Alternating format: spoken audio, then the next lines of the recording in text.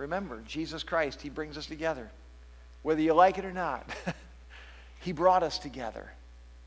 Will we act like it? And so here's your challenge for the week. Romans 12:18, I shared this with you last week, but I think it's really important. If it is possible, as far as it depends on you, live at peace with everyone. How can we do it? By Jesus Christ, who unites us all. He is the one who brings us all together. And so my question to you this morning is, with whom do you need to let Christ bring you together? Maybe it is a neighbor, like the story. Maybe it is a neighbor that there's been some animosity between you guys. If that person knows Jesus Christ and you know Jesus Christ, then you're in the same family already. What do you need to do to work out those differences?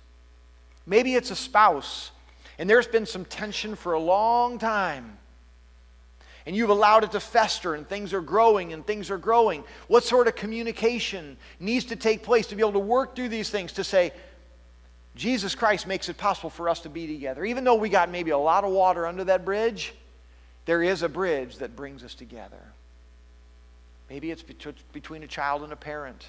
Maybe there's some conversations you need to have.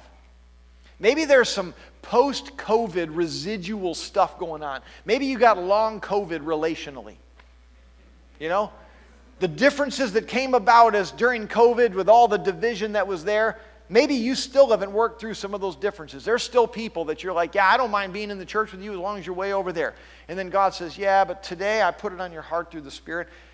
I want to remind you, you are fitted together. You're next to each other. Where do you need to let the Spirit of Christ do the work in you to bring reconciliation? As we go forward this year, as we go forward in 2024, especially as we get tighter to the election, it's okay if you want to put some stuff on social media. But are you putting things on social media that are dividing? Are you putting things on social media that are uniting? As you're moving forward and you say things and you put maybe signs in your yard, are you putting things out that unite, or are you putting things out that divide? You see, it's very important that we think through the ramifications. Just because I post it on social media doesn't mean that it's harmless. Just because I put something in my yard doesn't mean that it's harmless. As a pastor, I made a decision long ago. I don't put yard signs out in my yard. Because I don't want to be known for the person that I'm voting for. I want to be known for the one that I represent, that is Jesus Christ. It doesn't mean I can't have a political persuasion.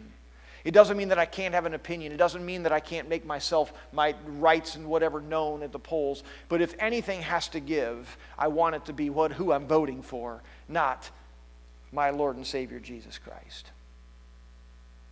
So think through this unity talk as we move forward with you this year. It matters today. All right?